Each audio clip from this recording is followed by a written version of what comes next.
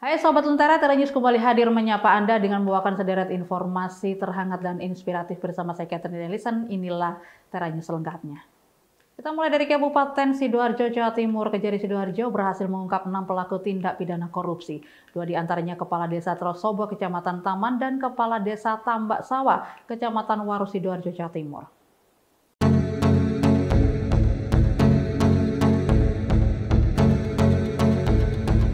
Kejaksaan Negeri Kota Madiun tetapkan 3 tersangka kasus penyalahgunaan prasarana, sarana, dan utilitas perumahan. Ketiga tersangka tersebut mantan Kepala BPN Kota Madiun, Sudarmadi, Direktur PT Puri Larsati Propertindo, Hans Sutrisno, dan Manajer Operasional PT PLP Tommy Iswahyudi. Kepala Kejaksaan Negeri Kota Madiun, Dedi Sutrisna, menyampaikan bahwa penyidik tindak pidana khusus Kejaksaan Negeri Kota Madiun menetapkan 3 orang tersangka setelah melakukan pemeriksaan puluhan saksi. Kemudian setelah memeriksa 3 orang ahli, yaitu ahli keuangan negara, ahli pidana, setelah dilakukan audit BPKP Provinsi Jawa Timur, ditemukan kerugian keuangan negara sebesar 2,4 miliar rupiah. Ini Senin 9 Desember 2024 adalah Hari Anti Korupsi Sedunia, Apergia. Kegiatan-kegiatan yang dilaksanakan oleh kami dari Kejaksaan Negeri Kota Madiun diantaranya pada hari Jumat tanggal 6 Desember 2024 kami melaksanakan penyuluhan hukum terhadap para camat dan para lurah yang ada di Kota Madiun. Kemudian yang kedua, pada hari ini tanggal 9 Desember Senin 2024 kami melaksanakan upacara Hari Anti Korupsi Sedunia yang dilaksanakan di halaman Kejaksaan Negeri Kota Madiun. Kemudian yang ketiga, pada pas Hari Anti Korupsi Sedunia ini kami melaksanakan upaya paksa terhadap perkara penyalahgunaan PSU, prasarana, sarana, dan utilitas atau yang dikenal dengan PASUM-PASOS, di mana kami penyidik tindak pidana khusus Kejaksaan Negeri Kota Madiun menetapkan 3 orang tersangka, dan kami setelah melaksanakan pemeriksaan beberapa saksi yang kami periksa itu dari BPN, dari pemerintahan kota, sekitar puluhan lah saksi yang dari kami periksa dari BPN dan dari Pemprov. Selanjutnya, ketiga tersangka dibawa ke Lapas 1 Madiun. Tindak pidana korupsi Undang-Undang Nomor 20 Tahun 2001 Pasal 2 dan Pasal 3 dengan pidana penjara minimal 4 tahun dan maksimal 20 tahun penjara. PT Koprastio melaporkan untuk Lentera TV.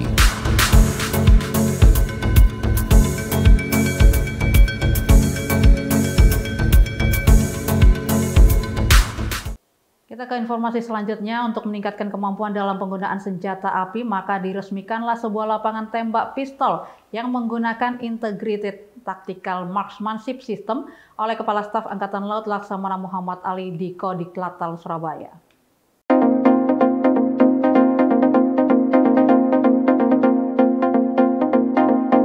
Fasilitas lapangan tembak pistol ini secara langsung diresmikan oleh Kepala Staf Angkatan Laut Laksamana TNI Muhammad Ali di Komando Pembinaan Doktrin Pendidikan dan Latihan Angkatan Laut atau Kodiklatal, Surabaya. Lapangan tembak ini dilengkapi dengan sistem Integrated Tactical Marksmanship System atau ITMS. ITMS merupakan teknologi modern yang dirancang untuk meningkatkan kemampuan latihan menembak secara lebih efektif dan efisien. Sistem ini memungkinkan simulasi taktis yang realistis, mendukung dan membutuhkan keterampilan menembak prajurit dalam berbagai operasi, sekaligus meningkatkan akurasi dan efektivitas prajurit di lapangan. Menurut Kasal Laksamana TNI Muhammad Ali, keberadaan ITMS ini tidak hanya memberikan nilai tambah dalam pembinaan kemampuan individu, tapi juga memperkuat kesiapan satuan TNI Angkatan Laut dalam menghadapi berbagai tantangan tugas ke depan. Yang pertama, untuk lapangan tembak ini sangat canggih ya, sangat modern. Untuk menembak pistol, untuk melatih para prajurit dalam menembak pistol, di mana dilengkapi dengan sistem yang sudah terintegrasi dengan sasaran yang bisa bergerak dan sasaran yang statis. Kemudian juga untuk jaraknya bisa mencapai 25 meter, maksimal 25 meter. Dan ini dikerjakan dalam waktu yang cukup singkat dan diharapkan dapat bermanfaat bagi para siswa dan juga para anggota tetap dari Kodik Latal, bahkan anggota lainnya dari TNI Angkatan Laut, dan juga akan digunakan untuk klub-klub menembak dari masyarakat sendiri. Selain untuk menjaga keamanan dalam latihan menembak, sarana ini juga dapat digunakan untuk latihan menembak reaksi, baik pistol maupun senapan, sehingga latihan menembak lebih efektif dan aman. Fasilitas latihan yang diberi nama Bervin Tambunan ini diambil dari nama Kapten Marinir Bervin Tambunan, seorang perwira marinir TNI AL yang dikenal sebagai pelatih yang berdedikasi tinggi dan kompeten, serta pelatih penembak yang handal. Usai jeda kita akan hadirkan informasi tentang perjuangan seorang perempuan berdarah Indonesia yang hendak mengembalikan industri garment di salah satu kota di Amerika. Jadi tetap bersama kami di Tera News.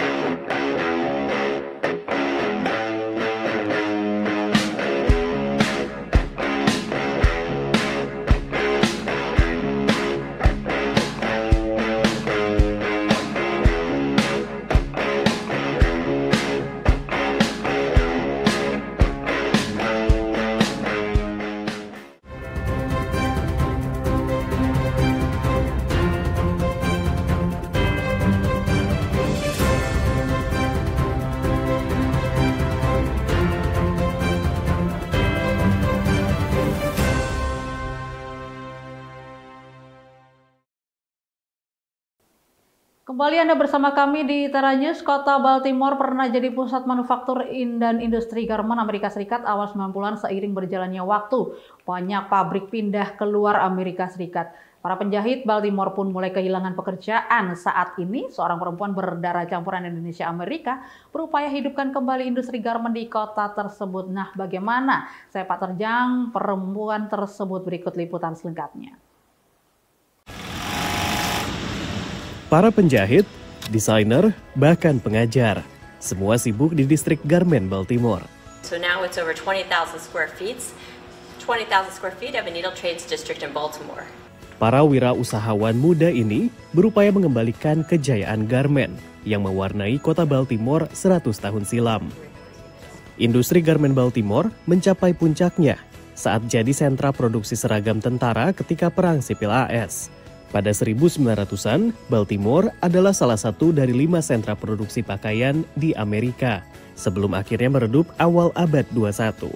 Gregory Hardy yang sudah jadi penjahit 30 tahun, menjadi saksi meredupnya industri di Baltimore. The late 70s and early 80s, Baltimore used to have a lot of men's shops and boutiques. And then, things started to leave the country. The designers took their wares to overseas. Lesunya industri garmen Baltimore menggerakkan hati Stacy Stoop, perempuan Baltimore berdarah Amerika Indonesia yang sudah malang melintang di industri fashion di Amerika, Eropa, dan Indonesia selama 20 tahun. Pada 2021, dia berhasil menggalang dana dan mengumpulkan para pelaku industri di gedung ini yang sebelumnya bekas pabrik garmen. But we were only trying to activate this side, but as a result of people seeing us on the news and thinking, oh, who's this crazy person doing this run? People from the veterans of the old school industry called and said, I'm still alive, I'm still here. Remember, I was worried, oh, it's like the industry's fading. But the industry is here, it's just they're scattered around the city. Mendengar kabar ini, Gregory antusias bergabung. People always say it's a dying art. And I said, well, it's really not a dying art because people always gonna wear clothes. Namun tak sedikit pengusaha muda seperti Susan yang awalnya ragu akan inisiatif tersebut. 2020, right before the pandemic hit, we were down there and the floor was empty. There was nothing down there but a big cutting table. And I was just walking around like, well, what are you doing with this? What are we doing? Sedikit demi sedikit, semakin banyak penjahit, desainer, bahkan pengajar yang bergabung. Pengusaha muda seperti Nicole senang melihat industri garmen kembali menggeliat. Seen it grow definitely, and there's definitely more awareness being brought back to Baltimore. So even in Baltimore County, outside, there's stuff going on. So as much as we can, we encourage our clients to produce here, and then we encourage people to buy USA made. 3 tahun berjalan, distrik garmen Baltimore kini punya 30 entitas, baik pebisnis, pengajar maupun organisasi sosial. Then people start to believe in something that seems to be dead. They keep saying, the industry is dead in here. It's dormant, it's sleeping. Like we just need to wake it up and bring the people back together again and keep them sewing. Dari Baltimore, Maryland, Rio Tuasikal dan Nia Iman Santoso, VOA. Robot tanpa awak yang beroperasi di perairan kini semakin berkembang seiring meningkatnya pasar untuk robotika bawah air. Kapal yang bergerak mandiri serta drone bawah air banyak digunakan untuk berbagai hal, mulai dari eksplorasi lautan hingga misi pencarian dan penyelamatan. Kapal tanpa awak atau USV bernama The Otter ini mondar-mandir di air saat melakukan peragaan di Sungai Thames di London. That's a autonomous USV, fully electric USV, using sonar technology, collecting data from the seafloor underwater, and stitching that together with GPS mapping, so that we can see what the seafloor looks like. The Otter tampil di konvensi teknologi bawah laut di London bersama berbagai macam robot lautan lainnya. Pasar untuk robotika bawah laut diperkirakan akan meningkat lebih dari 3 kali lipat selama dasawarsa berikutnya, karena teknologi telah berevolusi untuk memberi solusi yang lebih murah bagi berbagai misi.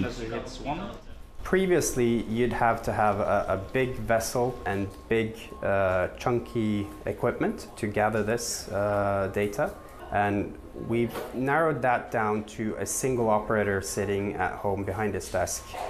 Drone bawah air dari perusahaan Chasing ini dirancang serbaguna dan mampu melakukan inspeksi kapal dan infrastruktur, penelitian ilmiah, bahkan penyelamatan. One of our robots, we can attach 20 plus accessories. Let's say for scientific research or for environmental, we got water samplers or sensors. For search and rescues, you can use sonars, imaging sonars to detect bodies. Juga untuk tugas yang terlalu berbahaya bagi manusia, seperti mencari ranjau darat di sepanjang pantai. Sementara robot bayonet dari Green Sea IQ dirancang untuk bekerja di zona selancar yang ombaknya banyak. What robots and autonomy gives us is it gives us new jobs to do, new ways of working. Banyak pihak memperkirakan akan terdapat lebih banyak robot perairan yang diproduksi pada tahun-tahun mendatang. Dari Arlington, Virginia, saya Helby Yohanes dan tim VOA. Informasi tadi mengakhiri Tera News saat ini. Anda dapat saksikan kembali tayangan saat ini di YouTube channel kami Lentera TV Media dan website kami lentera.tv. Saya Catherine Ellison pamit undur diri. Terima kasih dan sampai jumpa.